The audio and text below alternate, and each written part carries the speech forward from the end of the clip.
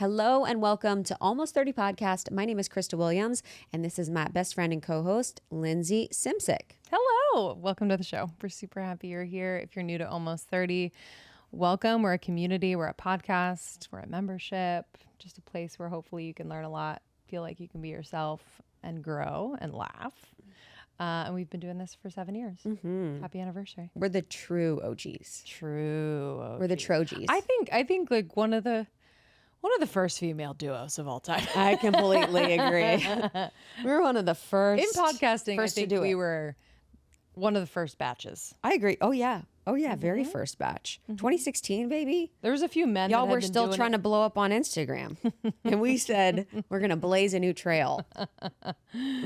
It's been fun. We've had a blast doing this, and it's changed so much since we began.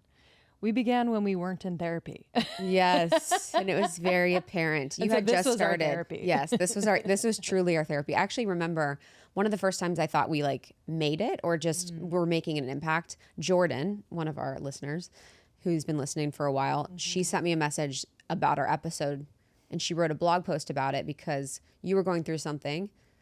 And I was just listening, and we were very raw and open about what we were going through. And she's like, that was like true friendship. And I felt this like deep connection. And for someone to write a blog post about it and to share, I was like, oh, wow, we are making an impact. Yeah. Wow. But it was like the therapy setting where we were just very raw. Totally. Unprocessed. Processing with all of you. Yes. Unprocessed. It was nice. I feel like it had a quality to it. 100%. I'm trying to think of the deepest thing I've processed with our community. Oh man, yeah. Thinking of one that I'm not going to say, but okay. I'll just think. Yeah, that's the thing about sucks is like when you do not have an audience, you can do that. And then everyone's like, I love that. And then you have an audience and then you're like, I can't say that. I know. You know, it's like. I know. It's. Because oftentimes, like, at least for me, when I'm thinking back to those early days, I would be processing some things like about my childhood and upbringing, and now it's like I don't feel comfortable fully. Yeah, totally. Just kind of. Well, you're like, I need to go to the source, my therapist or the person. Exactly. You know, you're like, I'm not just gonna. I don't want them hearing about it. Dude, I said something about my family, like something that happened in my family that like I didn't even know was true, but I assumed and was true, and my family was like, hey, we've never talked about this publicly. Can you not share that? And I was like, is it true or not true? And it was true. It was true. I caught you. That was like my whole steez when I was younger, is just psychically know something and then say it as if I knew it was already true. And then people would always admit stuff to me. Manipulation. Yes, manipulation. Yeah, exactly. There's a little thing called manipulation. I call it psychic. You call it manipulation. Where you're like, you're texting her right now, aren't you? Yeah, 100%. I'd be like, you guys hooked up. And they'd be like, I know. And I'm like, I didn't even know that, but I knew it. I'm just like, you just know stuff when you're a female, you just really. That's like a police tactic. It is. Where it's like, so we have footage of you stealing the socks. Wait, that is, you're so right. And the guy's like, he's like thinking about like, okay, where have I been? Did I touch socks at a store? Like, what's happening? Oh my God. Okay, like maybe I don't know. Maybe I put it in my purse. I don't know. That's like the feeling when you're at TSA and they're like, do you have anything in your bag? And you're like, I think I have razor blades in there today. Because you're just like, you're so scared that you're lying. You're like, what about that weed gummy in the corner of my pouch? Or when you go through, what is the thing? Customs. Yeah. And they're like, what were you doing? And you're like, I think I was... Yeah, I think I have cocaine in my butthole, but I'm not sure. Because you get so scared. You're like, oh my God, they're going to catch me for something. I would love to like have a hidden camera for those just like very small moments at an airport like that, where they're asking you a question and like how people kind of are like, oh yeah, I went on my honeymoon. It was great. Like they just kind of like turn on like a weird performative thing because they get so nervous. Yes. For no reason. Dude, 100%. Oh my gosh. When I was in Turkey going through customs, I was in Turkey on a trip last year, my Eat, Pray, Love moment post-divorce. And customs, so a lot of people get plastic surgery in Turkey. It's like a place where very affordable plastic surgery is. Like when I was in Istanbul, I cannot even tell you how many nose jobs were all walking over, around. all casts everywhere. I think I probably saw 50. I wonder if they're good. Like, I heard they're amazing. Oh, okay. So I met this guy when we were at Soho House, and he was a dentist, like a high-end dentist that does veneers, and he was saying, he's like, it's actually the best in the world. Really? And you can get a nose job for like $2,500. But anyways, so I was going through customs, and I went through, and the guy at the front was like, are you here for, and he was like pointing to his face, and I was like, what? I was like, I didn't know. I'm like, what? And he's like shaking his hand in front of his face. I'm like, huh? He's like, work. I'm like, what? And I didn't know till I had already passed him. I was like, oh, he thinks I'm here to get mad plastic surgery. He thinks I'm here to just like completely just upgrade myself. Oh, wow. I should have gone back and be like, what should I do? I know. Like, I know. What do you think's wrong with me? That's the vibe.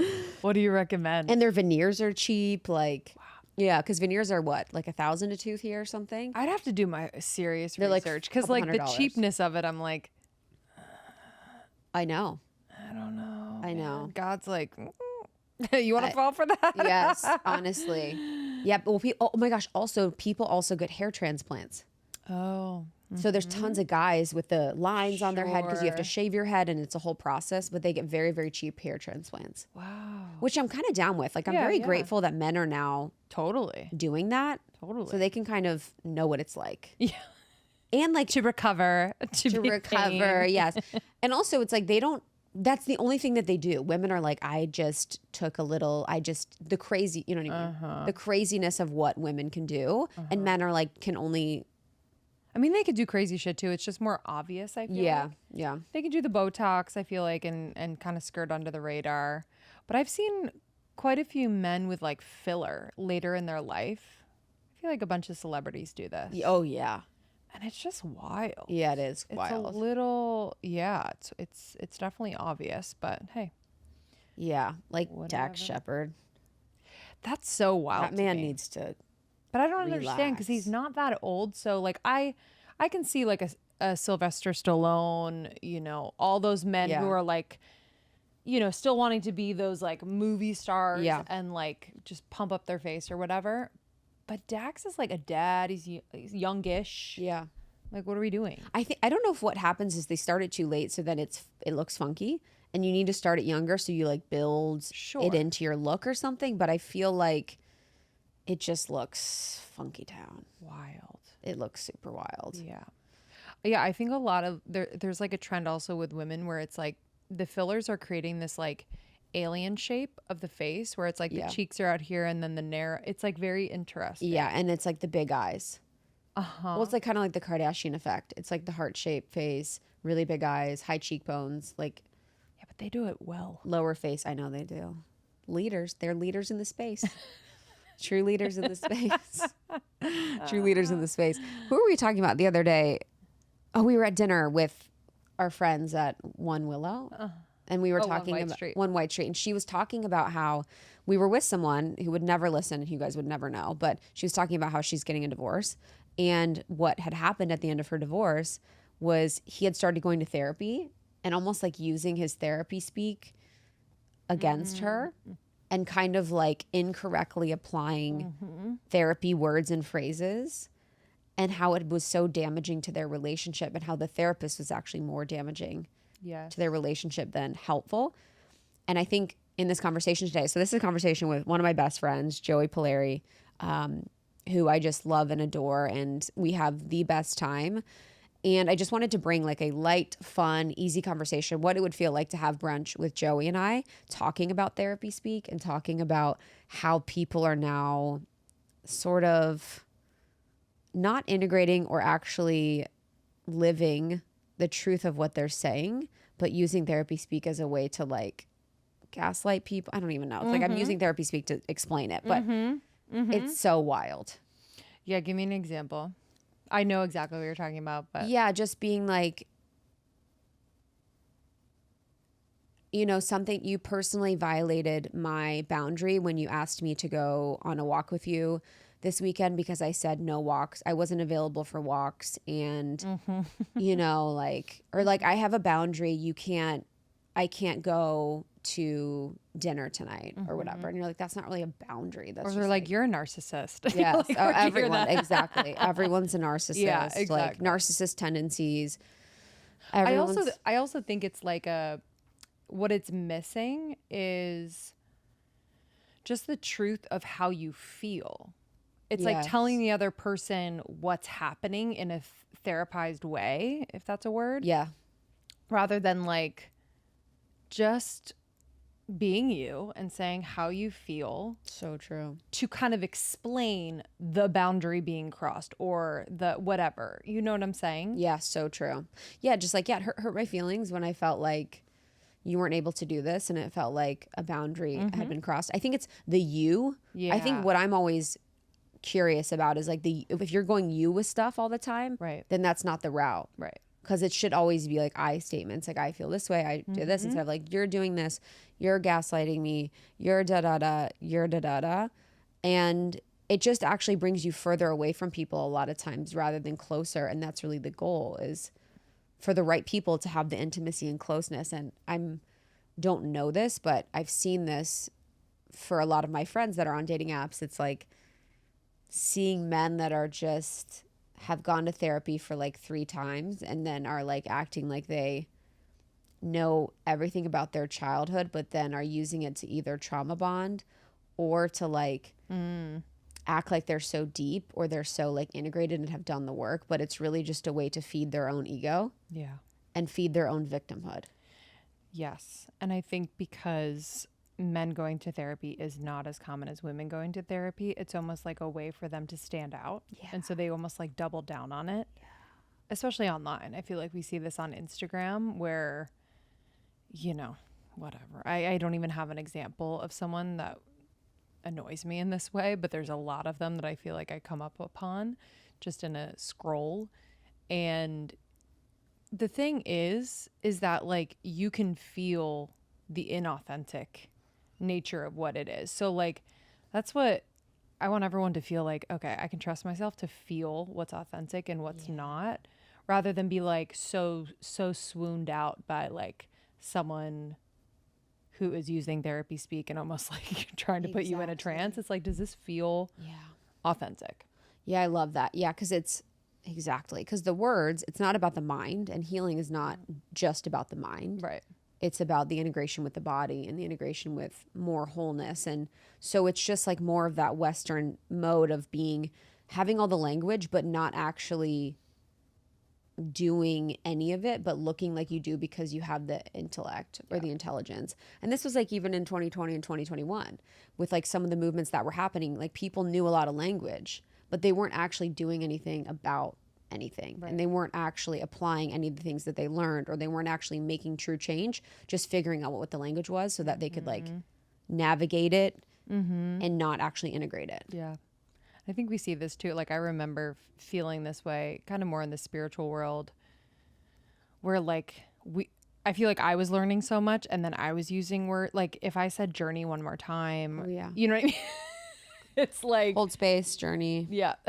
Container. I'm like, I know. But also own it when it feels good. Yes. Own it when it feels like this is the word I should use. I know.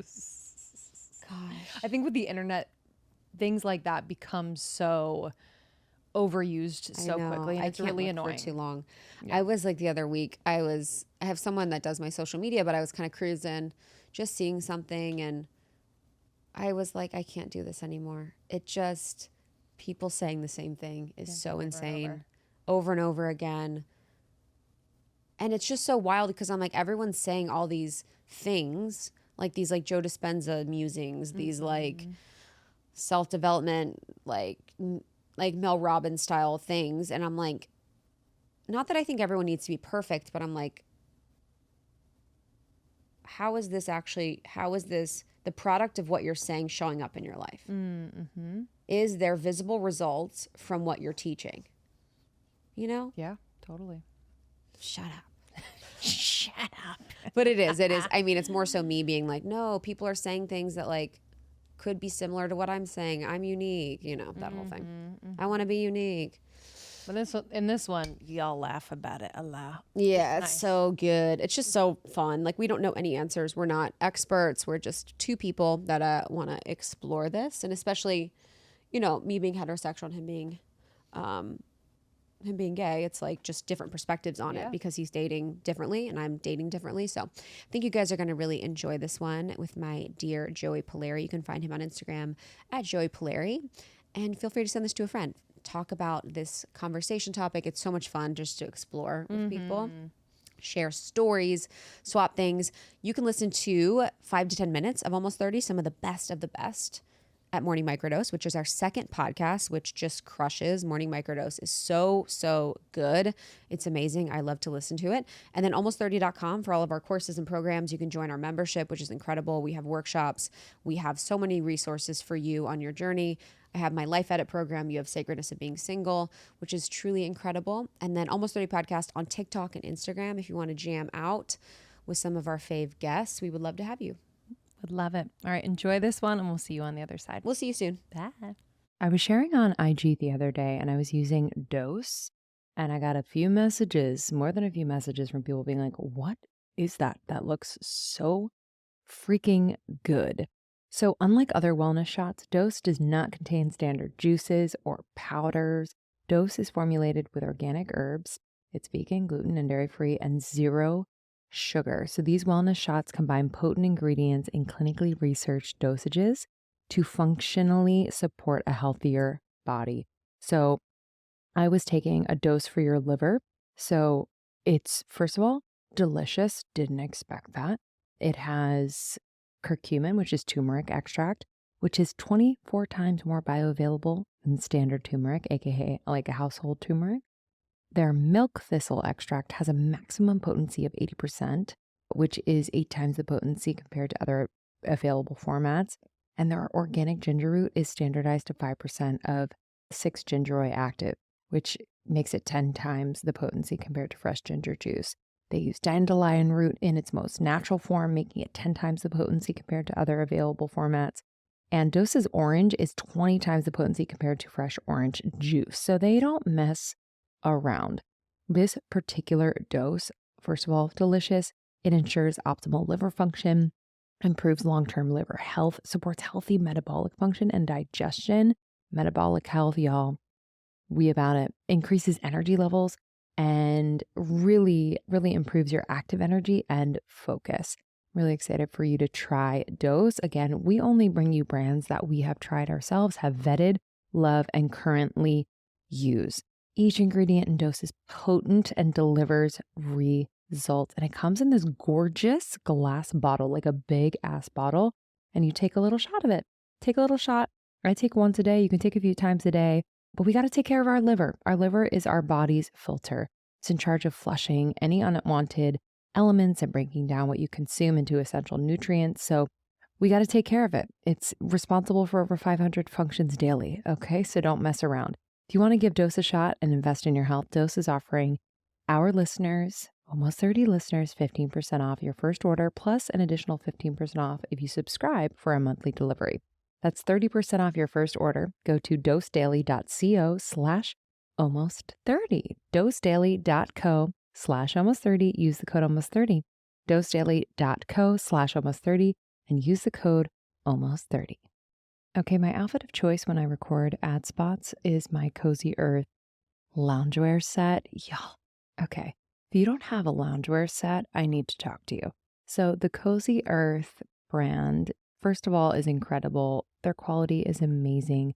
And they're crafting these sets from premium viscose from bamboo, which is unique to Cozy Earth's women's pajamas. And they are so soft, you're going to be shocked. And they're temperature regulating. I run hot, and so I don't like to be hot when I'm sleeping or at night.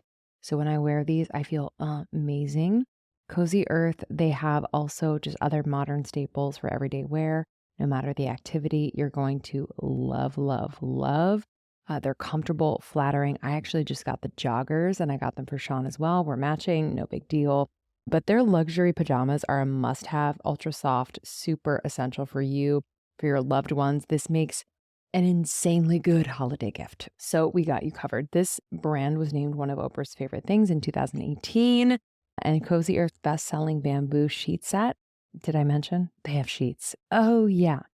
I have them. They're incredibly soft and also temperature regulating.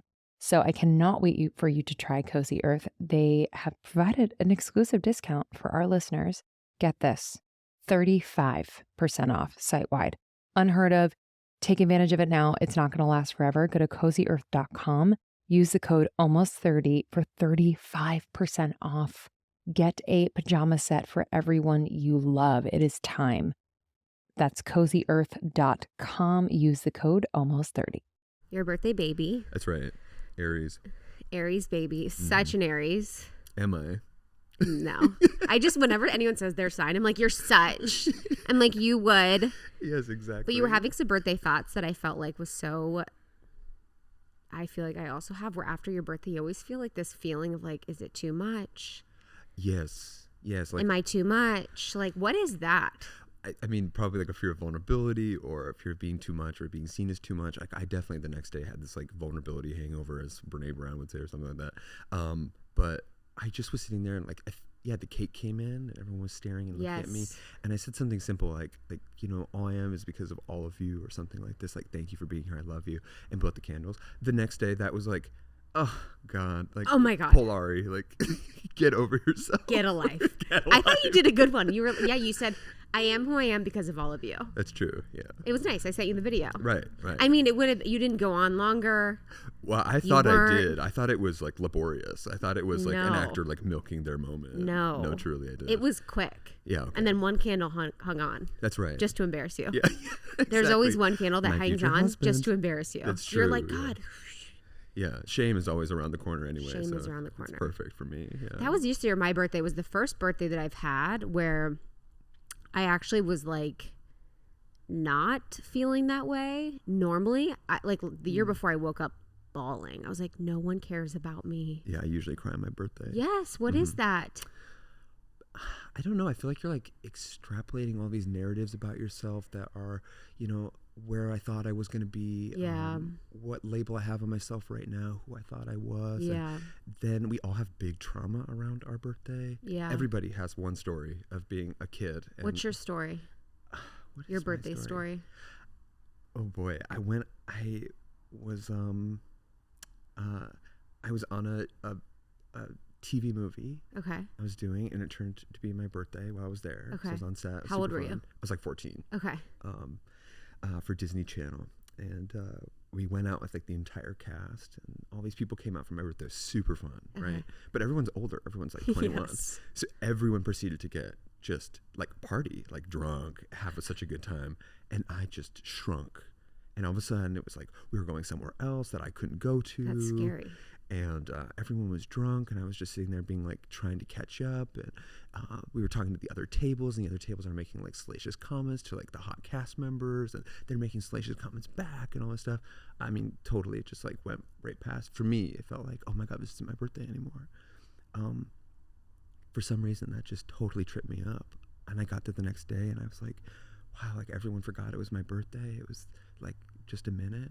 Not a traumatic story whatsoever. Totally. But in my head, I was totally ignored. And so the rest of the time with birthdays, I was like, I'm not going to make it a big deal. Yeah.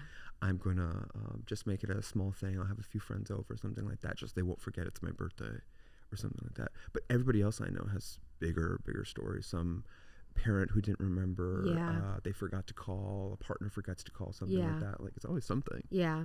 I've had parents forget to call, but I kind of like expect that. And there's a part of me that's like, yes. Like another one in the bank. Yes, they're like, I'm waiting till the next day. I'm like, come on. 11:59. I was like, here we go.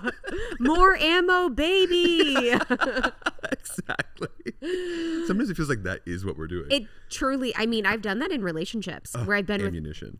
with if back in the day when I cared about anniversaries, or when I was actually in a relationship, I was like, you know, with the anniversaries, it would be like, oh, anniversary's coming. And you wait. You're like, are they going to remember? That's right. And they didn't. And you're like, oh. And then you wait till after, and then you're like, you missed it. You missed our special day. And this really accounts for all the ways that you've ignored me all these times. Yes, 100%. It's the signifier for all the things that you've heard. And you know what else? You also... I love stacking plates. I love stacking it. plates. Oh my gosh, that is one thing I've learned about relationships is, especially I think with men, and I'm curious in your experience, someone that dates men, it's like, I feel like now when I operate and engage with men, I make sure to not stack because I know that it will overwhelm them if there's more than one thing, and the rest will get lost and it will feel like it's all a wash. That's true. I think most people get overwhelmed. Yeah, I guess I do too. Yeah, I think if someone comes to me, I mean, I had a breakup once where someone broke up with me, and it was like, I actually have 7 reasons why this isn't going to work. And 1, 2, 3, another hurdle. I mean, it was like at the end, I don't even remember what I said. I mean, I'd be like, that's a good one. Yeah, I mean, totally. A+? A+, 1, 2, 3, 4, 5, 6, 7. 100%. Yeah, so I got overwhelmed. Wow. So they made a list. They made a list. Okay. Yeah. I've definitely probably had someone. Oh. I've definitely probably done a list. I think I've probably done a list on my own. That's where I'm right. like, they're like this. They're, like the pros and cons list. God forbid you say that to someone, I have a list of things that 100%. Yeah, I think we all get overwhelmed with men.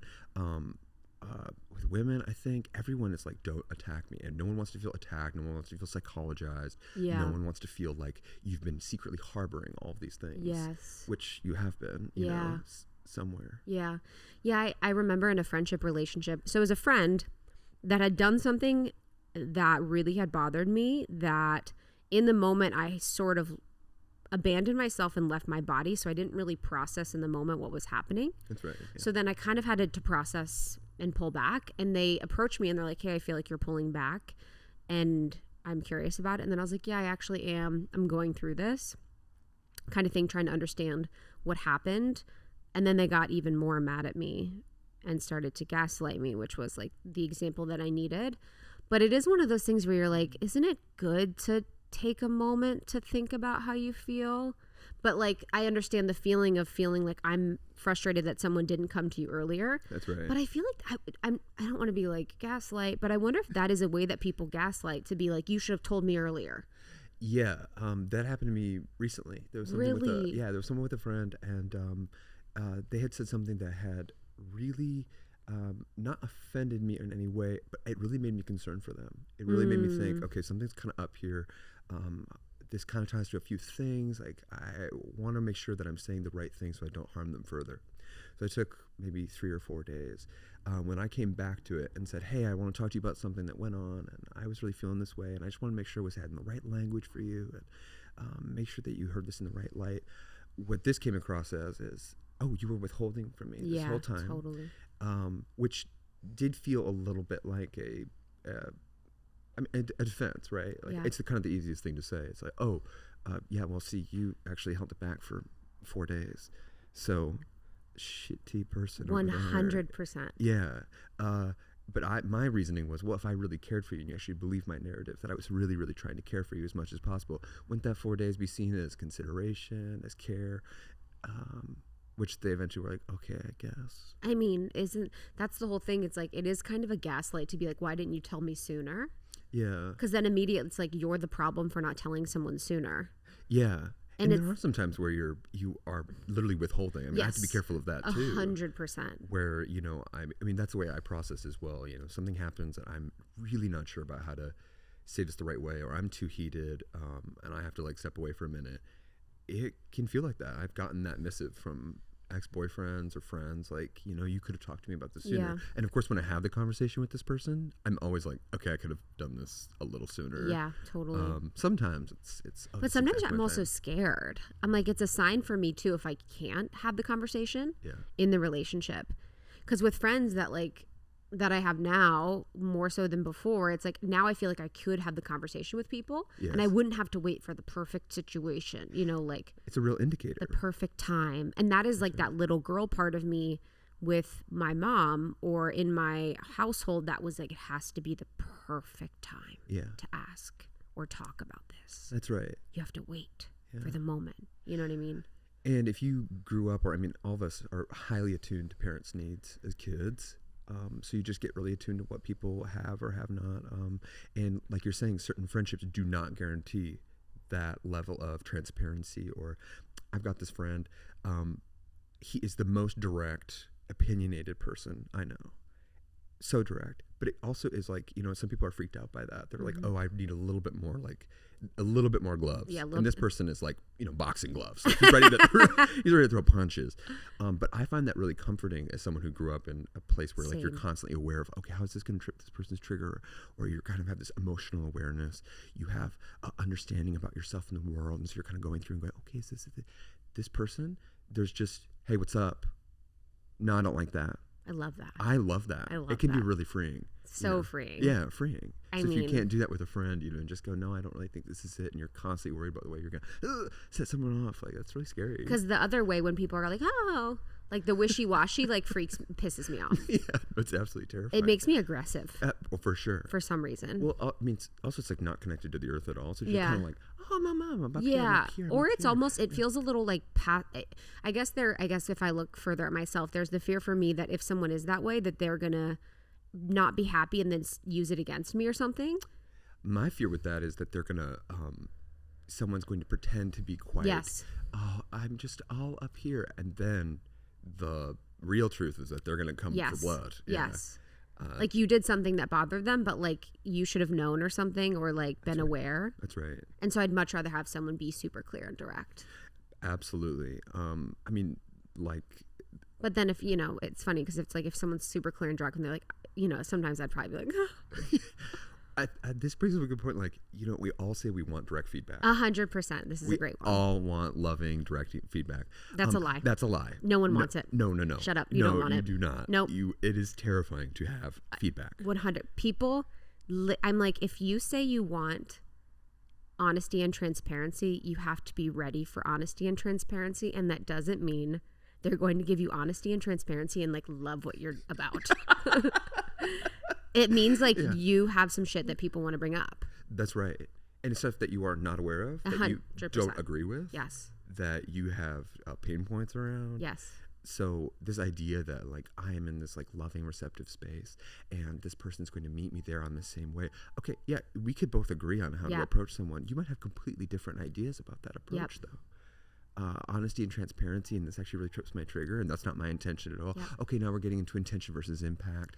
I mean, it's not that it's not valid, it's just that it's super fraught. Yeah, oh my God. I mean, I think I told you about that one situation where it was like, I'm just more honest than you. Like there was people in my life that were like, I'm just really honest and really, you know, honest and truthful. And I feel like basically I had a situation where there was that whole thing about like, just like the I'm just being real and I'm just being honest thing. Yeah. And reality show talk. Yeah, literally we were in a Real Housewives situation. I'm just being real with you. I'm just being honest. That's right. They're like, you're always saying I'm curious about. They're like, you always just ask me questions back. They literally were pissed. They're like, I don't even know how you feel because you just ask me questions back. That's right. Yeah. I'm like, that's because I'm not living your life. And I'm not listening to you talking, thinking I'm going to tell you what to do. That's right. That's like the opposite of my whole personality. But I was in that situation where it was like, I'm just being real with you. I'm just being honest. And I was like, wait, what's going on? I always flinch when someone tells me, I just want to be honest. I'm just being real with you. Yeah, that's usually a defense. Yeah, usually it's a tee up to being an asshole. Yeah, I mean being cruel. Of some kind. Cruel. I'm just going to give you brutal feedback. Yeah. And is it okay if I'm being brutal? I'm just going to be brutal. Yeah. Okay, and then there's just no consideration, no care, nothing. Yeah. And I mean also in my space of like acting or musicianship, like people want feedback and they say that, and then I see the ways like feedback really just like 100% is so bad. People are so bad at giving feedback. It's crazy how bad they are at giving feedback, and I have to learn how to do that better or be like that. It's not something that comes easy to us. It's not something we're taught in school at all. Yeah. So it's interesting too though in like the workspace, because I even have like the experience of the desire to expedite the process of things and the desire to share feedback without gloves because I want to expedite the process. That's right. So there's that too where I'm like, God, I wish I could just say this needs, you know what I mean? Like it's like I do have the desire, and sometimes as a woman I feel like I can't just say the thing, that I have to couch it in 100 things and I can't just be direct. That's right. So there's also that exhaustion that I feel where I have the desire sometimes where I'm like, can I just say how the fuck I feel and no one's going to be offended or everyone's just going to take it what it is? Yeah, and certainly like being a woman in any business space, men are running rampant, just saying whatever they want. I mean, and usually just have that authority. You know, I had a friend who was in an airport, saw all these girls applying to schools. They were talking about applying to schools, and they were all going, well, I'm not sure I can get into that school, and I probably shouldn't apply for that. And my friend went over and was like, do you realize that all of the boys in your grade are not having this conversation? Yeah. They are all going forward and saying it. Where I think we all get into trouble when it's not really our function, or we're not really told how to do it, and then we start doing it, is you start thinking, well, I guess the way to be really direct is to just be brutally direct. Yes. There's no kind of middle ground of, hey, I want to talk to you about something. Here's what is something on my mind. I'm not sure if you're aware of this, but here's this direct piece of feedback. Instead, it's going, well, you just don't show up this way. Yeah. And that's men, women, anyone. It doesn't matter. People have this authority now. I'm going to start saying something now. And the boundary from not having anything to say, and I'm scared to say it, to saying something, is this huge leap. And then when they get to saying something, it's like, you are an absolute piece of shit. Yeah, honestly. And you are definitely toxic to me. Yes, because they have to hype themselves up. That's right. They're like hyping themselves up to do and say the thing. They're not used to saying things and being honest or truthful. And it's like, and also it's like you have to be talking to someone that has enough self-awareness to go through their own process of looking at their own projections. That's right. Or looking at their own things before you would even take feedback from someone. Yeah, I mean, giving someone the space that says, I understand that you might not fully be aware of this or whatever, or I want to bring something to your attention, and I was kind of scared to bring this thing up, but here's this thing. All of these things do is just make people feel more at ease, like there's space in the conversation, whatever. But my God, I hear so many of my friends going, I'm going to say something to this person. Yeah. Okay, what are you going to say? Well, I'm going to tell them that was absolutely inappropriate. Yeah. It's like, okay, sure, that can be somewhere in there, but you can't come out of the gate just, pause up. 100%. And what do you think the other person's going to do? Pause up. 100%. I mean, get out of my space. That's what I think about with the article that I sent you that I want to talk about. It's like the HR-ification of relationships. It's like, and this is a Bustle article that basically talks about how relationships are now infiltrated with therapy speak and with certain languaging that's making it seem like there's less of a human element and there's more of like the words and the pathology and like just these phrases and terminology that people are using rather than like actually saying how they feel or being in their heart with things. I think for me, that's really what the sign of it is like people that are actually not in their heart about stuff. Because if someone's in their heart, and they're like, I need to tell this person something, that's not like you in your heart, because you in your heart's like, okay, what is going on with this person where they were acting this way, where they were doing this thing. We had this person come for an interview and they buzzed the door. We didn't know them. They like buzzed the door and they were like, your door's not working. And I was like, okay, like door's working, but sure. And then they came to the door. They're like, there's food outside the door because there was Air One because the team ordered Air One. And I was like, oh, like thank God the part of me online that's kind, because I was like, oh, he's nervous. That's right. He's nervous. But the other part of me, if the other part of me was present, it would have been like, fucking asshole. That's right. Do not want to talk to you. Okay, and here's another person in my life who is unaware of the way to navigate the world, and they're totally disconnected from who they are and their heart center. Yes. And look at here they are, and I have not done something that has made that clear, so I need to make that clear now. Yes. Yeah, I need to make this clear. Yeah. I need to set a boundary. Right now. I need to set a boundary right now. That is Air One. That's my boundary. Yes, honestly.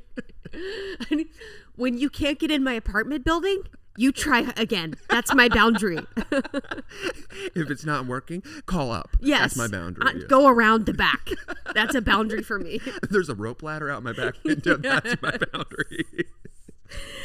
And with the HR-ification, it talks about the boundaries. And I did an episode on boundaries and walls. And basically, I think a lot of times when people think they're putting up boundaries, they're putting up walls. 100%. And it's just like a defense mechanism that's so lazy and that's so overused now, where people are just saying everything's a boundary. And I'm like, this isn't even the right way to use the word or phrase. I'm not sure what's going on. Yeah, I mean, exactly that. I also think it's just interesting, like boundaries, walls. You have these words put in place. They have so much power, right? So I'm just thinking about this boundary I have with this person. Yeah. Instantly, I'm thinking of something hard, firm, immovable. Yeah. Okay, so then it's going to trace to my thoughts. I'm now going to be immovable, hard thinking. There's a hard line in the sand. I know it's sand, so that's a little bit more forgiving. But hard line in the cement. Hard line in the cement, exactly. Joey and Krista forever. And you just get all of a sudden all that resourcefulness of thinking, getting in your heart, like you were saying, like getting in your feelings, which is what we're really terrified of. Yep. Always. Doesn't matter what kind of person you are, what typology you are. Everyone is afraid to just kind of get down into that feeling center, especially in the realm of somebody else looking at you and saying, what's the issue? So how do you really communicate from that place if you've got this hard boundary, which is very convenient if you're really scared of your feelings? If you are in your fear, like that is, I mean, as someone who's thought about boundaries, hard boundaries like that, it can feel really convenient. It can feel easy. It's easy to feel avoidant based on these boundaries. It can feel like this big overcome of avoidance. I'm asserting my boundary. That's me speaking up for myself. But now I'm cutting off any chance of communication, of reconciliation. Now, of course, like some people need to be, there should be hardline boundaries with some people, but that's pretty few and far between, I would say. I am in baby land right now. I just had a baby not too long ago. And I've actually known about this brand in particular before I had the baby. And I ordered Dreamland Baby well in advance. And so I'm really, really thankful for their weighted sleep sacks, y'all. So I haven't used the sleep sack yet because he's not quite old enough, but I have used the weighted swaddle. Oh my gosh, it is absolutely incredible. If you don't know Dreamland Baby, they have gently weighted sleep products that gives babies the sensation of being hugged. Like when a baby is wearing the sleep sack, they are able to calm down, fall asleep faster, and stay asleep longer. This brand is used in NICUs across the country to comfort and soothe the babies. So the weighted sleep sack is designed for newborns through toddlerhood, and the gentle weight is located on the front or top of the sack only and will not restrict movement. So your baby can safely roll, sit, stand, anything. I really, really love this product. We were using this swaddle, weighted swaddle, and I just noticed such a difference because we used another one before. And when we used the weighted swaddle from Dreamland Baby, Matt was like, oh, God, he just fell asleep so fast and stayed asleep longer, which for parents, oh my God, is such a win. Hello? Any parents in the house? So if you are a parent or you have a parent in your life, this is the perfect gift. Dreamland Baby is having their biggest sale of the year. Okay, so you're going to use our code almost30BOGO23. Got that? Almost30BOGO23 at checkout, and you're going to buy one, get one free. Okay, buy one, get one free on their weighted products. This is an insane deal. This is a great way to stock up on Dreamland Baby products or to give as a holiday gift. It's the perfect gift. Like if I was a mom, yes, please. I've actually given this to a few of my new mom friends and they have been so freaking thankful. Okay, so dreamlandbabyco.com. Enter the code almost30BOGO23 before November 19th. If you're listening to this after November 19th, you can still get 20% off site-wide and free shipping with our code simply almost30. Got that? So right now, if you're listening and it is before November 19th, you can get buy one, get one, baby. Use the code almost30BOGO23. Otherwise, use the code almost30 for 20% off if you're listening after November 19th. This is a product that I love. I support. Oh, there's Mav. He agrees. And I think you'll love too. Okay. In any season, but especially this one coming up, sweaters are the it item. Honestly, if I get myself a sweater or if I'm gifted a sweater, I will live in it. And I just appreciate it so much. I'm obsessed, first of all, with Jenny Kane. If you haven't heard, this brand is getting it right. I am obsessed with the Flynn cashmere sweater. It is the perfect everyday V-neck. And the cashmere Francis polo is such a cool vintage inspired staple too. Oh my God. Okay. They have so many shades in this polo. I'm obsessed. I'm like bringing back the polo in my life. I'm adding those to my cart. Every time I wear the alpaca cocoon crew neck, I get so many compliments. People are like, oh my God, that is cozy. Where is that from? And I'm like, Jenny Kane. Jenny Kane. So Jenny Kane is known for their super luxe yet lightweight sweaters. And trust us, they do cashmere better than anyone. Okay, we are adults now and we deserve to have a cashmere piece at least one, because you're going to have it forever, y'all. This is the type of stuff that we should invest in. So we're not just buying fast fashion. No. They are doing it right. Everything in their collection is designed so intentionally. You can style pieces together without a second thought. So I love to pair like a Jenny Kane sweater with everything from classic denim to a simple slip dress, literally everything in between.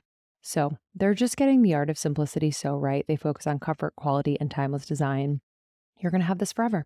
I'm so happy for you. Try Jenny Kane. Go onto their website. They also have Jenny Kane Home, so peep that as well. Find your forever pieces at jennykane.com. Our listeners get 15% off your first order when you use the code almost30 at checkout. That's 15% off your first order at jennykayne.com. Promo code is almost30. Let getting dressed be one less thing to worry about this season. Enjoy. Yeah, it's almost like the little person in you, like, is so reactive. Like, it's like, this is a boundary. Because if you're really embodied and in yourself and you're really present with who you are in every moment, then you can be like, hey, actually, that doesn't work for me right now. Yeah. But I got you in 30 minutes. Like, that actually doesn't feel really good for me in my body. How about we do this? Like, that's right. And it's not, and there's so much of the boundary where it's like the person getting up the courage. That's right. To say something that they don't like or they don't want or they don't whatever. And, I had something recently where it was like this person messaged me and they texted me to hang out or something, and it had been a few, and I just didn't reply because of the space that I'm in my life and the journey that I'm on. It was no beef. It was just like too many people have my number. And so then I responded like a few weeks later and was like, hey, like, thanks so much. This was so kind. I'm just kind of in this. And I didn't say it HR. I just said, I'm going through it, but I'd love to see you like soon. Yeah. And I don't know this person well enough for them to feel like we owe each other anything. So, and they were like, yeah, it's okay. They're like, it's totally okay. I really appreciate or I really respect your boundary. And I'm like, yeah, kinda. Like, I'm just like, it's not like about that. Like, I was just like, it's just like exactly this example. This is what I get worried about, is that eventually, you start adding words, and now everyone's in this word language system that they think are like absolute signifiers. Like, okay, now I know. Yeah, okay, you're asserting your boundary. Yes. Versus just being a normal human event that I'm going through something and I'm having a little bit of trouble. So if we could just talk in maybe a few weeks, or I'll reach out when I'm feeling better. I feel like the moment you add on this language, people are trying to guess what that means. Oh, a boundary, this, whatever. You don't really owe someone a huge explanation most of the time, unless they're a really great friend. And even then you have the opportunity to say, hey, I'm going through something, this or that. I just feel like adding new language in, I don't know. I mean, 100%. It scares me as someone who's like always concerned with language, as a musician, a poet, a writer. It scares me. Yeah. And this is the thing too. So I don't know if I told you about this dinner that I went. Did I tell you about the dinner I went to with that videographer there? I think so. Oh my God. Wait, I'm so lame. Yeah. I'm like, I tell 4 stories. I'm like, I haven't heard this one ever. It's actually my nightmare to tell the same story, but whatever. Okay. So I went to this party, and there was someone's videographer there. This person that I was with was shooting something that day. The videographer stayed, and he was really young. And he was kind of talking, and he really was only able to talk if he was directly speaking about himself and something that he was going through. Sure. And it was just a group of women. And sometimes when you're in a group of women, like, the women are so psychically connected and communicating in a way and vibration that sometimes if a man comes in, it's like, what the fuck's going on? Because in this case, they weren't at the level where they could really be where we're at on this tip. Plus, I knew these women a long time. We're just kind of in a vibe. So this guy comes in, no idea that he totally like throws off the situation. Also, because as women, you're like, we want to include them. We want to make him feel good. We don't want to exile him. So we're kind of talking to him. We're like, what do you do? And I'm like, just kind of going on. And he talks. I'm like, oh, I have a podcast. And he's like, oh, I want to start a podcast. I had this really big show on Clubhouse. It was huge. Starts going on about this thing. And whenever he would stop talking, he would get on his phone. Immediately on his phone. If anyone else was talking, he'd be on his phone. So only would be input of the phone. No, nothing else. Love that. Love that. Yeah, that's fun. And for me now, the person that I am, a few years ago, I would have not noticed that, and I would have tried to continue to engage. The part of me would have been like, oh, I actually need to find something more interesting.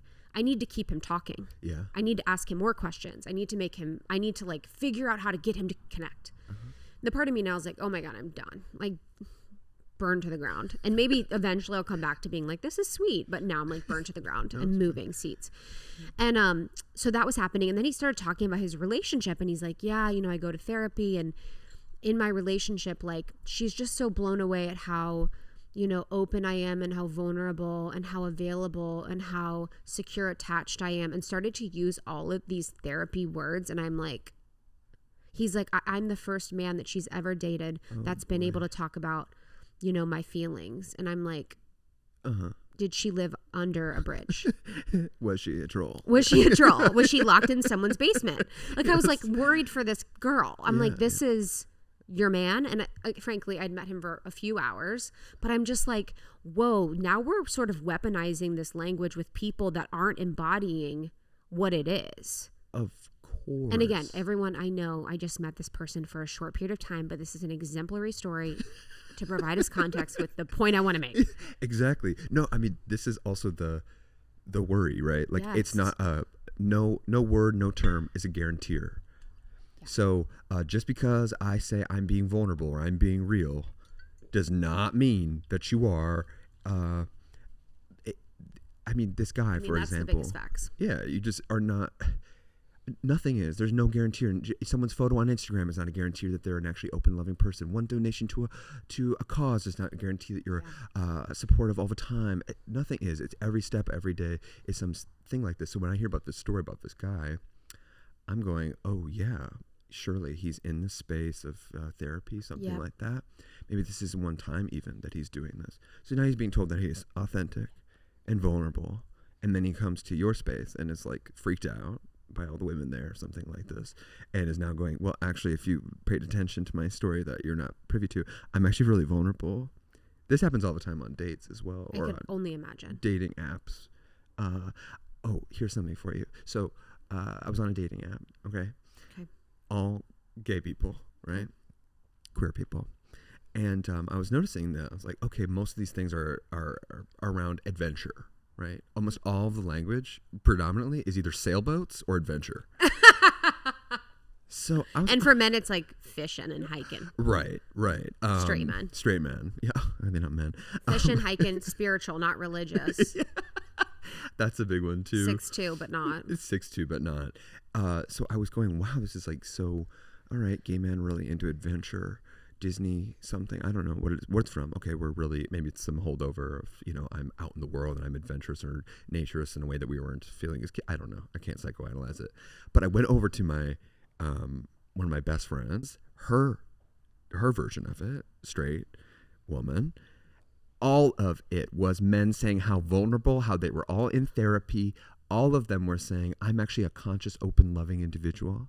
And I've actually done a lot of work, and I'm looking for someone who has also done that work. Oh, shut the fuck up. So it made me realize, I was like, oh, there's an economy for this in the straight world. They know that women really want this, so they're getting hip to it. It's not any guarantee. Of course, so many of my girlfriends have been on dates with the guy who said that, and then they were like, oh my God, he didn't ask me a single thing about me. He was so nervous. He was a total egomaniac, something like this.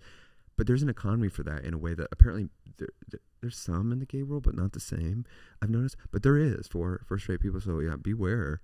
I can't. My face. Jaw drop. My face. I have a dear friend that got out of a long-term relationship, divorce, very, very toxic divorce situation. It was very heartbreaking and traumatic.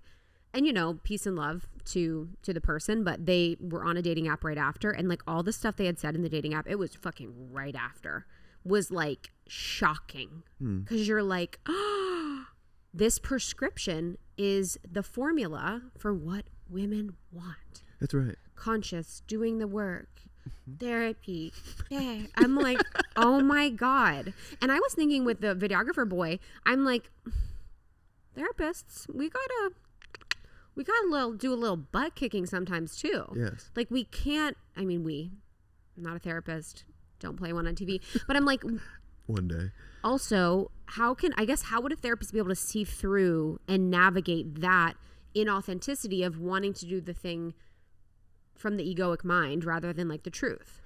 I don't think they're I'm sure some therapists could be more discerning, or we could be more discerning for certain people, right? All of us are scared to be that discerning because sometimes it's quite scary out there. You know, you want to have friends, you want to have connections, things like this. But I guess what's my desire for the therapist to help? I'm like, is that my religious programming putting us where I'm like, God can save us? And I'm so like, needs to be speaking in tongues, God. But I bet you so many women that are dating right now or on dating apps have seen that. And that's what scares me, because I've seen and experienced more. I'm in my own experience, but I've seen so many men that are more like, didn't ask me a question, almost like using it in a narcissistic way where it's bolstering their identity or their persona rather than actually getting to the truth of what's really hard. Because when you actually do the work, it's not sexy, cool, fun. It doesn't really make me always feel better. No, that's right. Very rarely has my work to make me feel sexy. Exactly. Yeah, you're almost like, whoa. Yeah, no, it's that's there. Yeah, it's really humbling. Yes, humbling. It's an equalizer. That's right. You would be, it's like you're eating the pie. Like you have to eat a little bit pie. Like it's a humble pie. It's difficult. Yeah. I think also, these men are really aware of this. So, they are going into these spaces, and I think they're aware of how to speak. Or, for example, they'll talk about this with actors sometimes. Actors will be the most giving when the cameras are rolling, the most giving, honest, wonderful people, vulnerable. Well, then you hear all these stories about how they're actually crazed, terroristic, it'd be absolutely awful to be around, something like that. Yeah, we all have splits. We have different parts of ourselves. So it's even possible that this guy was in therapy and being authentic and all this stuff, but doesn't know how to do that in the real world. Yeah. Therapy is a container, and part of those qualities that are showing up in that container are guaranteed by it being a container. Mm-hmm. So now I'm in an unknown space. I'm not sure how to be myself, all these things. Just like acting, I just, brilliant, beautiful, wonderful actors, whatever, and then off screen, not fun to be around. Mm-hmm. It's not a guarantor. All of these things that we're talking about, just because you have the language, not a guarantor. Yeah. So in this era of huge free fall, of women waking up to who they are, the roles that they don't have to carry anymore, men realizing that they're carrying certain roles, men are also in free fall, I would say, like straight men and maybe even gay men as well, going, where is my place in the world? How do I re-navigate with women post Me Too? All these things. Mm-hmm. No wonder these terms are coming up and people are going, yeah, okay, that's what it is. I'm actually vulnerable, and I'm actually scared to be really vulnerable with someone. Oh, wow, he's saying that he's scared to be vulnerable. That's really vulnerable. Okay, but like, come on. He's scared to commit because, he had his parents got divorced. That's right. And then women are like, that's so sweet. You're like, dude. Absolutely adorable. No, yeah, they're like, he was being vulnerable. Honest. Yeah. You're like, monster. And the bar is so low. I mean, it's so low. That's what I find with my girlfriend. I remember there was someone I was kind of just vibing, and he was talking about therapy, blah blah blah, and I was like, oh, that's like so good. And then like a month later, I'm like, that is bare minimum. Yeah. Also, requirement. I'm like, that's what duration reveals. Like, that's what's so tough about these one-off dates, one-off meetings. Like, or talking to someone for 3 hours versus 1 minute. Yes. Like, it's over time. Yes. I mean, I was in a situation once where I was like dating the person that was like everything, and it was, open, spiritual, do yoga, travel, like blah blah blah, do all those things. And then over time I was like, you haven't been to yoga in a while. I haven't seen you downward dog. Yeah, I was like, you said you love yoga. That's right. You just like recognizing that the things had been presented as like almost like but I guess if I'm completely honest, there's a part of me too that probably presents things as well for the enticement of men. Hands down. We all do. Wearing a sports jersey on Sunday. Yeah. Whatever. Go Bulls. Go Bulls. Slam dunk. I don't know what mine, I think, mine would be like, oh yeah, like the cool girl trope where you're like, I'm cool. I think I'm laid back. Whatever. I think that's literally almost everyone's trope. Yeah. Truly. I mean, some people have certain things, but I think all of us want to seem more calm, collected together than we really are. I mean, even coming on here, I'm like, okay, I want to impart some wisdom. I want to be a part of that world that I'm literally not a part of whatsoever. Yes. Yeah, we all have things we want to be. I'm also over just like imparting wisdom. Imparting wisdom. Yeah, that's really dangerous. This is no longer valuable. It's like, also because there's that part of me actually that when I'm in the efforting of it, it doesn't come naturally, and it doesn't Yeah, it's just like the forced. And then there's like a posturing of, let me tell you about something. That's right, which everyone can pick up on. Yes.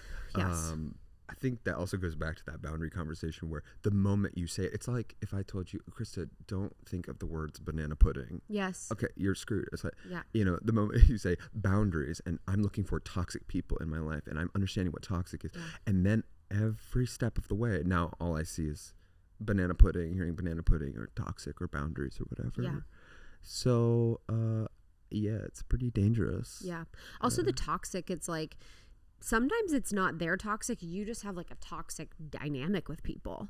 Hands down. It's interpersonal. It's interpersonal. Like I think two energies correspond and correlate to create toxicity for both of your healing. Yeah. So someone definitely can be toxic to you, but you can also be toxic to them in some sort of way. And I think it's really fun to be like that person over there. I know. I'm trying to think of if I've ever labeled anyone toxic. I don't think I've done that because I don't think I've been around. Like, I don't know if I've ever let someone. I don't know. I just think saying that just doesn't feel right to me. To be like, they're toxic. Yeah, it also just is not any indicator of understanding either. Yeah. Like in which ways they're toxic or which ways that they've interact with you. What comes up for me when I sit and talk to this person, whatever. I think I used to be more in the habit of labeling or being like that, but I realized it didn't help me at all, especially because one of the biggest moments in my life was when my father passed away when I was 23. Before that time, my father and I had a really difficult relationship. Someone who people could call a narcissist, self-absorbed. Like there's a lot of labels I had put on him as a child or as a teenager, understanding him better. So my father had ALS. He was going to pass away. I knew that. And I really badly wanted to have a relationship with him. I wanted to at least close the chapter on something great. All of my friends told me, you do not owe him that. This person is toxic. This person is self-absorbed. They're a narcissist, whatever. Maybe even true statements. They all said, he should come to you with this thing. He should be the one. He's the parent. You're the child. Do not reverse these roles. Do not be the parent and he's the child. And I really, for a year or two, if that time, where he was sick for about 5 years, was going, man, I guess this is really something I need to accept. That I'm not going to have a relationship with him before he goes. That he's going to have to come to me and say all the things that I would like to hear from my father that would make it right for me to start having a relationship with him. Okay, well, this was all bull roar. If it's up to me to have that relationship with my father, if I wanted it, I ended up having a couple of really difficult conversations with him, which is what we're ultimately talking about, difficult conversations, of going, this thing that when it happens, it's really hard for me because I really love you and this thing gets in the way and I want you to be aware of that. My father had very little capacity for understanding those times when it came up. I had to consistently remind him. For example, on Valentine's Day, I said, "Happy Valentine's Day, Dad." He sent me a picture of him with a gas mask on for the first time and an oxygen tank and an oxygen mask on and said, "Hey, happy Valentine's Day, Joey. I'm feeling like shit." Okay, that's just a time for me to call him and say, "Hey, Dad, I really appreciate that you're trying to reach out. This is kind of what I was talking about." And slowly but surely, he had a little bit more understanding. I just had to get really comfortable with that continual space that I'm going to have to continually remind him that's not really what this is about. Or he also was trying to share some part of his journey with me as well. It wasn't just self-absorbed and he was manipulative. It felt like the wrong timing to me. That was something I had to bring up.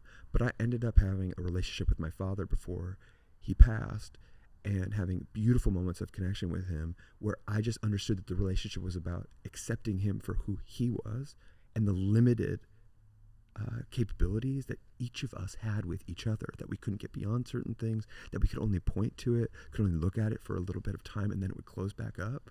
Like, that's my responsibility. That's my thing to get through. That was such a crucial moment that helped me understand that sometimes this therapy speak or psychoanalyzing this thing is such a way to get away from sitting continually reconfronting this thing.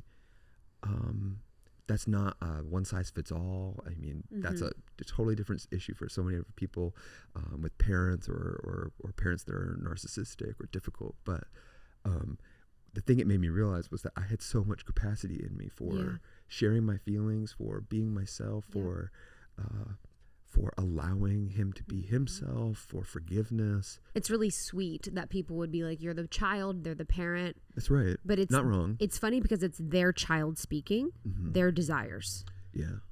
I'm a child. My parent. It's also them saying that they want their parent to come. Yes. Because it's like you have a desire to have a relationship with your father, and then you're putting it completely on them to facilitate a relationship that they don't know you want. That's right. In the specific way that you want it. It's like, what world is that? Well, it's a child's world, isn't it? It's a child's world. Exactly. It's a child's world. And also, I think when we think about anything in life, like doing the work or whatever type of work people do, I always say, I'm like, in the spiritual world, there's so many things. There's courses, programs, therapists, da-da-da-da-da-da. The hardest things that you will do are being honest and truthful to people you love. That's right. That is where it's at.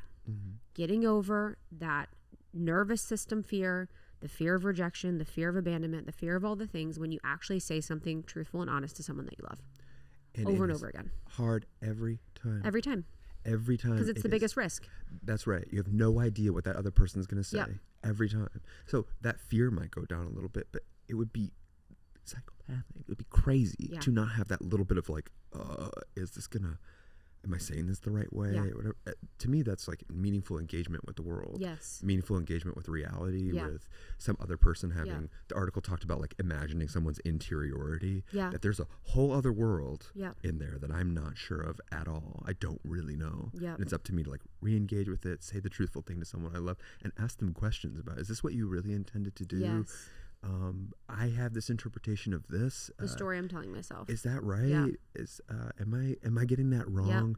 Permission in conversation like that to imagine and let someone else fill in the space of that interiority is huge. Okay, morning routine, baby. I've simplified it, to be honest. I wake up in the morning, I do a little stretch, I say a prayer, and next to my bed, I have a big glass of water, and I have my 2 DS-01 daily symbiotic capsules from Seed. I take this every single morning on an empty stomach about 30 minutes before I eat anything.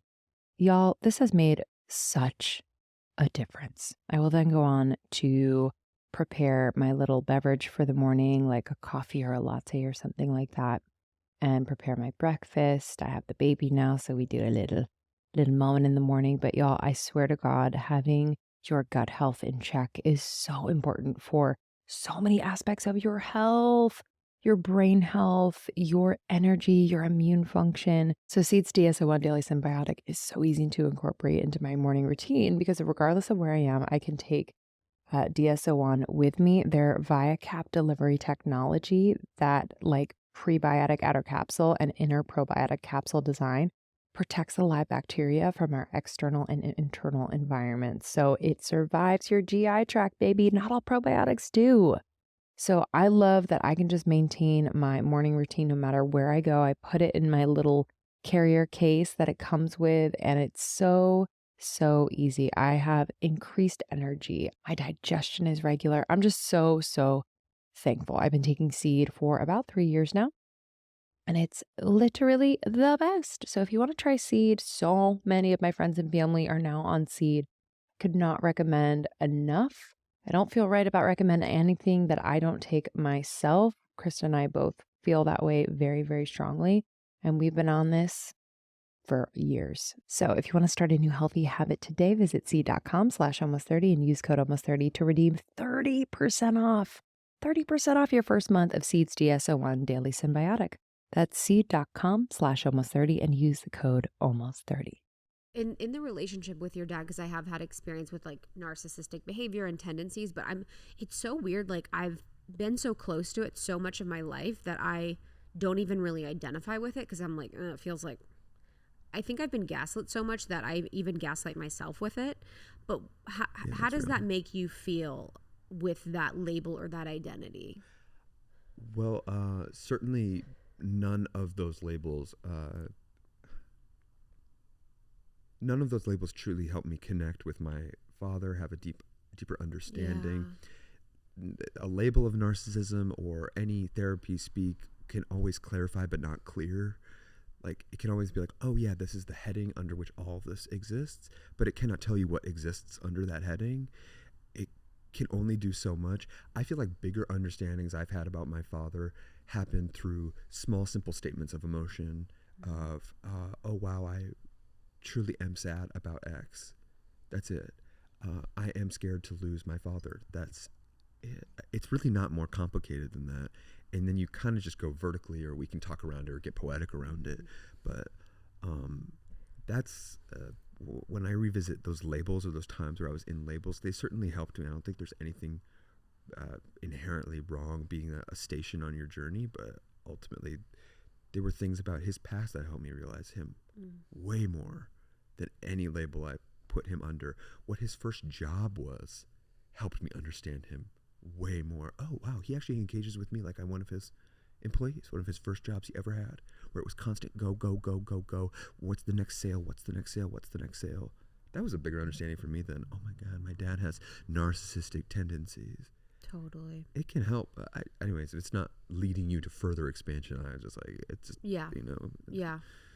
I also too, like, I'm such a like contrarian. I never want to be like, whenever anyone's somewhere, I want to be somewhere else. Yeah, so it's like whenever everyone's like narcissist, I'm a narcissist, abuse, I'm like, that wasn't me. I'm like, I'm not like you guys. Over it. But before everyone was saying it, I'm like, have you heard of narcissism? Yeah, right. I'm different. Yeah, that is like, I don't know what that is, that part of me that wants to be different, but it's very, very real. We both have talked about that quite a bit. Yes. In our lives. Like, talked about that wanting people go one way, I want to go another way. Yeah, and I mean, part of that can be really healthy. Like if you're like a teenager, right? Like being rebellious and being like, fuck you. Like I am wearing punk clothes only. Yes. I am a devil. Yes. Can be really clarifying. Yeah. Can be good. I think obviously it's like if I'm constantly worried about I need to be different in order to be valid, like, or be worthy, which is a big boomerang in my life, you know. What? Just that kind of this needs to be unique enough. This needs to be completely different, wholly original. Yeah. That's why artists love, like, great artists steal, because everyone is so freaked out that they're not an original, and you know they talk about that, an American original. Yeah. Someone's a brilliant featured original genius. Yeah. You know, Miles Davis couldn't help but play only like Miles Davis. There's such like a cultural language around being unique that I don't think it's any mystery when we start hearing or talking about these terms. We're like, oh, well, that's not really me, and I want to be somewhere else. So true. Which is fine. So true. I think. Because that's also, I do agree. I mean, there's a beautiful part of it, like that beautiful rebel. And I feel like for me too, I just want to see the other side of things. That's right. Like there's a real beauty in my experience in that. But then there's also like my ego being like, I'm not like you guys. And it's hard to differentiate. Different. Yeah, literally. And I'm like long blonde hair. I'm just like total normal girl. I'm like, I'm different. Look at me. You haven't seen my bedding. It's different. Yes. Honestly. I'm really, really unique. I'm a whole American original. Yeah, I'm American. Yeah. And people don't understand too how hard it is to be unique and different. Like it's like I've been getting into the work of Rudolf Steiner. I don't know that person. He did like Montessori schools, like okay, sure.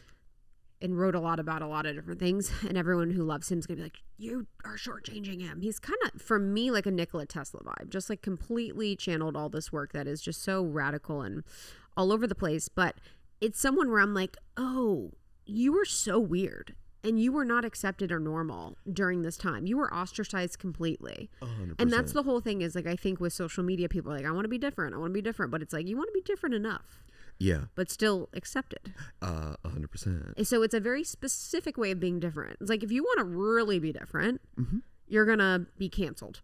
Yeah. Or be ostracized from the tribe. Exactly. And like just because you are super original, once you start knowing that, how's that not going to develop into... I know I have a friend who is just totally certain that they have broken from the tribe. Truly. Mm-hmm. I love this person to pieces. What do they say? They're just like, I don't subscribe. I'm not plugged in. I'm not in this world. And they make constant displays of this.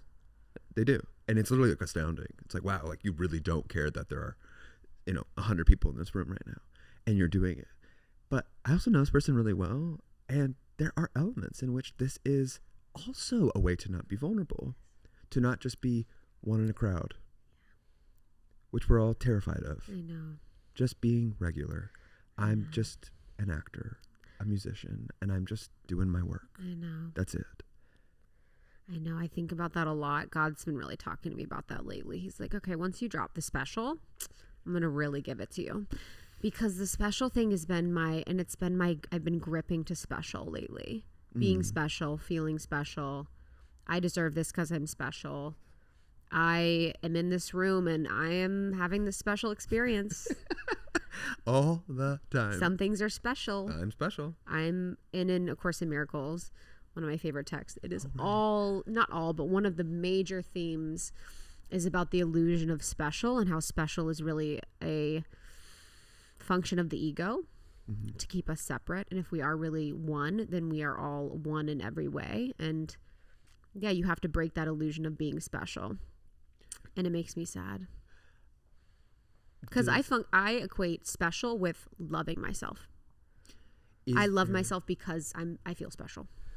Is there any world in which special lives alongside that, or is it only like special is only an indicator that your ego is just flaring up as, Mick Jagger running the stage? Well, A Course in Miracles also too is like, we are children of God, and that's special. So there's that function of who we are being like one of the creator, which is a very special experience. But really I think it's important that it hits the point home that it is a function of the ego for us to be special, because if it puts any crack in that, then people would probably run with that as something that they see. But it's interesting because then there's the extreme of like the Bible or Christianity, which is like, you are not special, Jesus is special. That's right. And you are so far from it that you have original sin, and you need to make up for your original sin to become like Jesus. And you do. Yeah, yes. I've noticed that. That's something I've wanted to talk to you about. My original sin is flaring up. Not only are you not special, but you are original sin, destined to hell. Hell is real. It is certainly real. I think that, with religion, for example, you're so better at Christianity. You've got so far to go, but you're also one of the chosen few, right? So there's this both like you are the worst and also the best, or you will go to heaven because of these things. This just has proliferated. I mean, we get back into therapy speak. It's like, yes, but you're the ones doing the work, and there's all these people who are not doing the work. Yes, exactly. That's the whole thing. People saying doing the work. I'm like, it's actually, if you want to get down to brass tacks, doing the work is in this moment, I'm having this feeling or experience and I'm going to feel it. That's right. I'm having this feeling or thought and I'm going to say it. Yeah. It's actually not like so fucking dramatic. It's also can't really be talked about in a way that's clarified by like terms, I think. Totally. I think we all feel that our true emotions are like a mess, and that's how they come out. It's just yes. That's how the truth is. I'm just sad. I'm just gonna never have anything. Well, the like therapy speak is just like more of the persona, more of the ego, and that's what I'm also just curious about, because it's like in the West, we are so into therapy and we are so into the quote graphics and the captions and just kind of boxing ourselves in. Like, I was with a narcissist because I'm, an anxious attachment, and I had codependency running in my family, and my dad was like this, and then, and I've got it all figured out. And then I go on a date and I'm like, well, my dad was an alcoholic, I'm a codependent, and I do all these things, and you're kind of just like, and then it's just the ego uses it as part of the story of protection around itself. I mean, seriously, never underestimate the ego's ability to close you down or to make something that was previous knowledge a deeper rut. Yes. Ever. Yes. Like, not to be like scary, like try to scare people, but it's real. Like, it's very anything real. that you really realize about yourself over time, you have some certain narrative and it will just dig in, or it will become part of your ego. God, I certainly had that before. I have grieved the loss of my parent. And that actually makes me... That was such an annoying face. Yeah. I mean, truly, I don't know how anyone survived it. You have this, even if you're not saying it out loud. Of course. Have this like, oh, and that makes me different than other people. Yeah. Or, well, they don't really understand the world because they haven't lost their parent. I mean, this true, honest grief turned into some sort of like ego trip. Like, that's that's the thing to be aware of. There's nothing that, it's like, okay, like acting is like this as well. Yeah. You have a take where you go up and you do acting or whatever, you do your performance and you feel the spirit move through you, let's just say. Yeah. It's like moving moment to moment. Yeah. I'm listening. I'm here. Yeah. Great. They cut. Oh my God, that was amazing. That was wonderful. Let's do another one. Yo, your ego immediately will be like, I'm going to do the same thing. Of course. Easy. That was something I've learned from you, actually, just in talking about acting, how it's so interesting that you'll notice you'll do something on, whether it's in social media or life, you'll get the validation, then you're like, again. That's right. We're again. all, I mean, we're all, it's like a kid inside, Yeah. It's like, just, Yep. And it's like, wow, that made all the kids laugh. Yep. That's going to be the thing. That's going to be my identity. Now, class clown. Yes. 2007, Best hair and best dressed. Sorry. I never had I was never like. Superlative? Yeah. I honestly, for high school, I got I best dressed and best hair, and I honestly was blown away because I was like, oh, I thought everyone hates me. I thought I was definitely hated, and then in the first week or second week of my freshman year in high school, I was elected like one of the like prom princes or something like that. Keep in mind, like 2 weeks before, I was standing at the top of at the head of the bus. We were heading to like a group. Everyone get to know each other in the freshman class because you're gonna be with each other for the next 4 years. And there was a bus that took us somewhere, and I was standing at the top of the bus singing, fully in the closet, singing "Somewhere Over the Rainbow." You're in the closet at that time? I'm in the closet at this time, singing "Somewhere Over the Rainbow." People are like screaming, laughing, and I'm like, wow. And I still went home and being like, wow, like, like obsessed. Yeah, I can't believe you're it. like crying. You're like, I don't know what else to do to tell you people. You're like, can I make it any more obvious? Judy Garland? Anyone? Judy Garland? Honestly. Yeah. Do you think people knew you were gay? I don't know. I really don't. I mean, I'm sure people did. Some people were not shocked, but a lot of my friends were. That's what was freaky to me. Freaky or relief? Being coming out, did you feel relieved when people were surprised, or did you like when they said maybe, oh, I had an idea? No, it's always worse when someone says I knew it. Yeah. That's how I felt with my separation, when people were like, yeah, I kind of had the feeling. I'm like, shut the fuck up. I'm like, damn it. Who wants to be told I told you so? 100%. They'll be like, oh yeah, there was this one time, one thing. I'm like, you were thinking about that? I'm like, am I safe anywhere? No, people are thinking stuff all the time. All the time. Yeah. Which I don't even front. I'm like, whatever. But I just thought it was interesting because I felt like I thought about, because I remember I had, one of my friends came out to me when I lived in Chicago, and I mean, couldn't have been more obvious. I was on his Instagram one time. It was like all gay men in shirts. He was just very obvious. Sick. But at that time I was like, oh, I acted like I had no idea. Mm-hmm. And I was so grateful that I did. Yeah. And I don't even know why I did that. Maybe I think the way that he approached me was with such sincerity. That's right. That it would have been very weird if I was like, I knew. Yeah, you really do want to just obvious. Yeah. Are you kidding? Flaming homo. Yeah, honestly. Yeah. Scary. Yeah, I did that to someone once. Someone came out to me, and I very, very early on, I was like, oh my God, thank God I knew it. And they were just crushed. And I was like, oh, I did the exact thing that I never wanted anyone to do to me. Probably because I mean, there was like some secret, like, oh God, I just need you to tell me. Yes. I just want you to come out like I am. Yes. So anyways, I mean, also, we're dating. That's right. I posted a video of Joey, and my girls went crazy. They were like literally downloading your music from iTunes and Spotify. They were like following your page. They were like checking out your shit. Wild, because what? I brought you flowers? Flowers. Or I was a man on your page? A man on my page. You brought me flowers, and I said, cutie boy. I said, look at this cutie boy. Wow. Dating indicator. Yeah. I'm like, you guys, do you think I'm just soft launching? Just like that? Soft launch me. Yeah. Yeah, like soft launching like that. So wow, that's wild. Isn't that crazy? It is, yeah.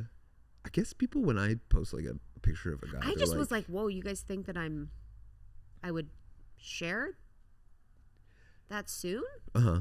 That was soon. Yeah, I suppose so. It was like 3 months. I'm like, what? I mean, some people are like, get after it. Yeah. Like, Oh, go all girly. of them. Go girlina. Asking me all the time. Yeah, that's right. Are you dating? Yes. Okay, speaking of that, I mean, people really wanting you to be in relationships. Oh, my God. Oh, you met the great guy. You met the wonderful guy. Why aren't you, you're not into him? You guys got a great talk. You do all this stuff. Wow, that must be really avoidant behavior. Oh. You're like, okay, I mean, I'm just not in that 100%. place, you know? Or, oh, you posted a picture of a guy. Oh, that must mean this. Yeah. Once again, we're back to this, like, everything's like a guarantor. You know? You see this thing, okay, man, it must mean this. 100%. No real curiosity about what that might mean. I mean, the dating thing, too, it's just hilarious. The only thing I'll say about it is, like, people being like, oh, are you dating? Let me tell you about my dating experience. Don't even give a shit about, I literally want to talk about it zero. I have no interest in having any conversation about it. It's such a brain suck. So have you been dating? No, I'm kidding. Yeah, they're like literally so, and then they're like, wow, Hinge, awesome, Raya, just for connections. And then they go on like and tell me, and sometimes they'll tell me these like horror stories. They're like, dated this man, had a whole family. You know, like that's what I'm looking for. Oh my gosh. I don't think do a thing. Avoidant. Even this girl I went on a walk with the other day, and she literally was talking about her relationships the whole time. I didn't say anything about anything going on with mine. And she's like, you know what, girl, I was thinking about, we just have to keep our vibration high. Absolutely. She's like, we just got, and this is what will happen too. It's very sweet, but they'll lump me in and they'll be like, they'll be like, I went to this different city, girl. We have to go. This is where I'm like, baby, I'm not in this. That's right. I'm 0% looking. Yes. I was just saying to one of my best girlfriends, I was just saying to one of my best girlfriends that it's amazing when you try and put a new venture through. Like, I really want to write this chapbook of poetry.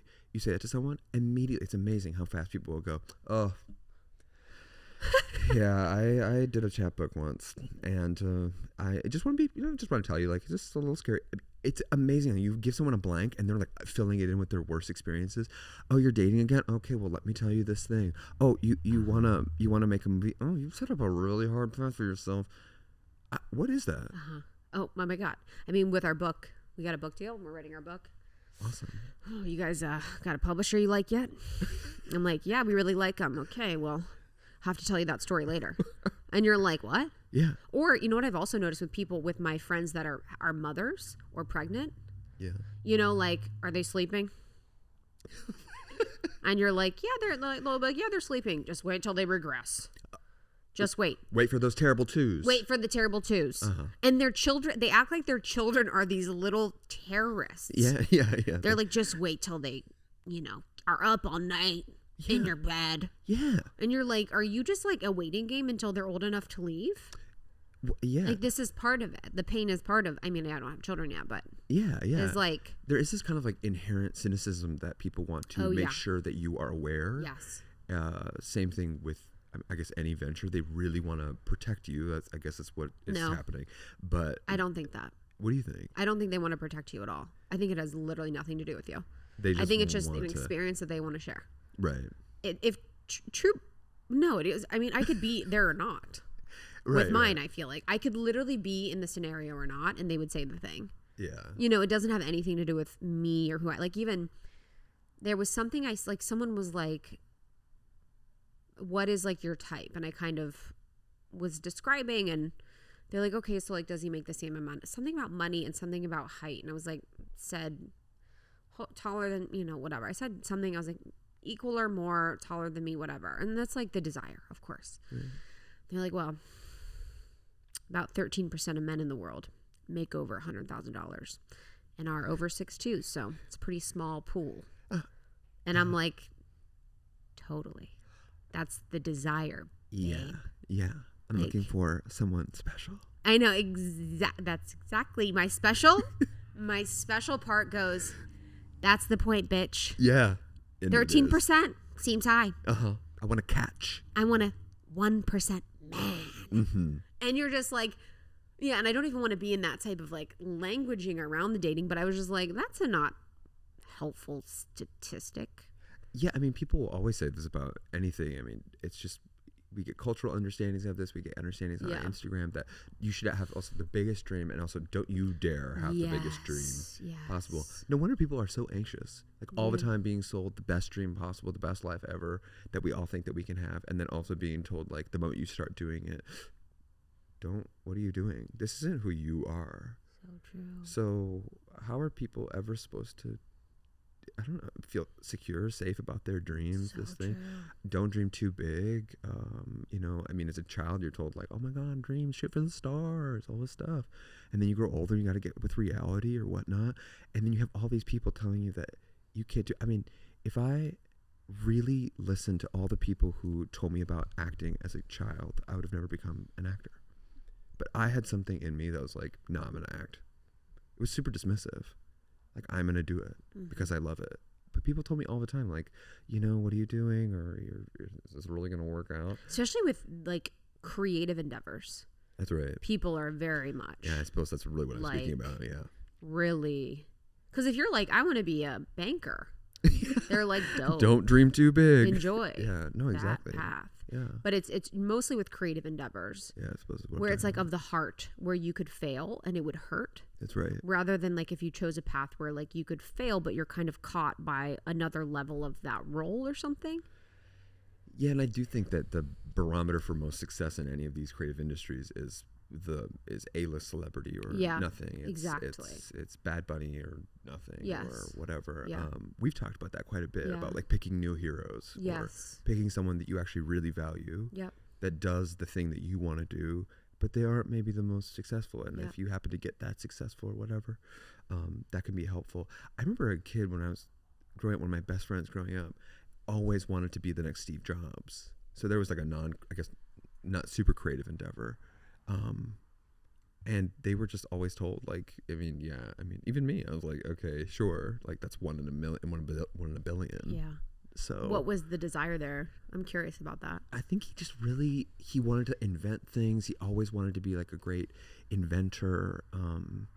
And it's super tough, any sort of path like that. My dad had about 28 businesses, 60 businesses, I swear. I mean, in his lifetime, constantly coming up with new things, constantly coming up with, I can't even count how many MLMs. I'm obsessed with him. How many? I mean, essential oils. Essential oils. I mean, I'm just gonna throw out some names. I don't know if these brands are still around. doTERRA. What's that? doTERRA. I think that was one. Living. Zanga juice. That must have gone this up. Is everything. A gun rack that he made, like, so you could put it to your car. Like, it would have foams when you were out hunting. You could like rest your guns against your car, and there'd be like a space for it. Heated boot bench for your boots in the wintertime. You can. I mean, I'm so sorry, Dad. A Minnesota vibe. Minnesota vibe, and just had tons of these. This is gonna be the new thing. He also believed in that there was gonna be a global currency reset. That's still popping. That's still popping, right? People believe that. That's still popping. Okay, got it. Yeah, he was on board with that as well. It's actually insane. Like, when I hear people sometimes talk about, they're like, my parents were insane, and they'll talk about things, and I'm like, they were early adopters. Yeah. Of the conspiracy shit. Yeah. Like, I have a friend, her mom was a full diagnosed schizophrenic. It was incredibly challenging for her, and the things that she would say, I'm like, wow, that's like what conspiracy people say now. Yeah. She's like, Mickey Mouse is actually satanic and is programming you. Like, all this stuff. I was like, whoa, like, she was on a tip that people are now on. All the stuff that happened in the last 5-10 years, especially in the self-help space, is all stuff I had been familiar with as like a 6-year-old. It's so wild. Yeah, there was so much talk about that. I mean, I didn't really connect with it as a kid. Obviously, I wasn't like super into The Secret at 10 years old when I was shown it. Yes. Or What the Bleep Do We Know as well. Yes. I was shown or as like the Rothschilds. Yeah, the 9s, and like I was 9 years old. But the reason I bring that up is just because the amount of times that it was like, oh yeah, you're not really thinking clearly about this, or people are trying to protect you against this bigger dream that you have of being a multimillionaire or whatever. So you have to kind of, I don't know, you have to kind of be aware, like, oh, this thing might not work out, or if you make certain types of music that might not make you to Bad Bunny level or whatever. Yeah, that's okay. Yeah. But I do find it really strange in any venture that's just has a humble, I just have a desire in general. Yeah. You're not saying you want to be the number one. And Yeah. people will still say, really tough, wouldn't recommend it. Oh, yeah. Yeah. Oh, yeah, wouldn't recommend. It's like, well, that's why you're not doing it. That's right. I mean, when I was at my dad's house, he had a friend over and he was like, what do you do? I was like, I have like a podcast. It's like a radio show. And he's like, about what? And I was like, spirituality. He's like, paranormal. I took a class on that once. Not real. We've been talking about ghosts for the last. He was like fake news. He was like basically like said fake news. I'm like, it's great. You have no fucking idea. Also, there was this. It was like in the same situation. Like I said something about intuition, and they're like, "Oh, I'm not religious anymore, so I don't believe in intuition." And I was like, "Whoa." Wait, what? Yeah, they're like, well, that's religious background. Intuition is religious, and I'm not religious anymore. I was like, and for me as a teacher, I was like, wow, this is like actually the most helpful. And I didn't really want it to be, I'm not going to like teach them, but I just as a teacher was like, whoa, this is really helpful to expand me to remember that people think this way. Yeah. And that I'm so used to teaching people that are like, intuition, bitch, I got her. Like, we get it. You know, when the wind blows and when I feel my, you know, heart, whatever, I feel my intuition. And then to remember that people have these ideas that like I have no understanding of. I think this like fully circles back where, you know, in certain therapy speak, you're operating under this understanding that this person has that same understanding. Yes. Or it means to you what it means to them or whatever. And you're just kind of like, I mean, truly, when I go home or whatnot, I don't have this deep desire that all my aunts and uncles watched this Kelly Reichardt movie that I was really into. That's my space. Yeah. There's something about owning that. It's like, that's, I mean, I hope that they would love that movie. Shout out Kelly Reichardt. But what was that movie I watched that you told me to watch? Phantom Thread? Yeah. The best. Hard for me. I was like, I need explosions. Best movie about relationships. Phantom Thread. Phantom Thread. It was, I mean, I was fast forwarding. I was like, dude, where is the ad? I was just, I realized, I don't watch TikTok, but I realized I was like TikTokified. I'm like, whoa, this is a little bit. I remember once I tried to show my mom a movie recently that was by the director Chantal Ackerman. I don't know why I thought that it was about like her and her mother like living in an apartment. And it was like on, or I was going to put it on and it was like, you can join if you want. I would like to think that was my understanding. Not like you need to watch this with me to validate my experience that you never validate. I mean, she was always very validating. So we watched it and her takeaway from it was she goes, oh, what was that? That movie with the door? They focused on a door for 10 minutes. I was like, that is not what happened in that movie, but there are a lot of long takes of just, you know, her and her mom just sitting in silence or talking. So, you know, you got to own some things for yourself. You know, that's it. Totally. It's just your thing. Totally. It's just your thing. That's right. Well, I love you. My baby. Forever. Forever and ever. And ever. Let's my date. My new boyfriend. Well, also I thought on your birthday, I'm like, I was remembered of how our age difference. And I was like, oh my God. When I found out, I'll never forget, I was downstairs right before I walked into my apartment. And I was like, I think I need to turn myself in. I feel like. You're not that much older than me. Not much, not even. But it felt weird. I was like, oh my God. Yeah. Well, it was a big mistake to put my age on my birthday invitation. Real. Because, it's pretty. It was very bold. Was it? Yeah. Was it to put it on there? No, I don't even remember seeing it on there. Oh. I just remember I was the very first one. Very first one at the door. I knocked one time, didn't answer, had to call. Had to call, invite myself in. That's my favorite, is the call. Oh, yeah. I was thrilled that you were there. I'm here. Yeah. So it's locked. Yeah. Yeah. I'm starting to get mad. Yeah. There's a rope ladder. I'm like, hey, I'm here and it's locked. There's a rope ladder around the back. Yeah, you just want to climb up. I drove from Santa Monica and the door's locked.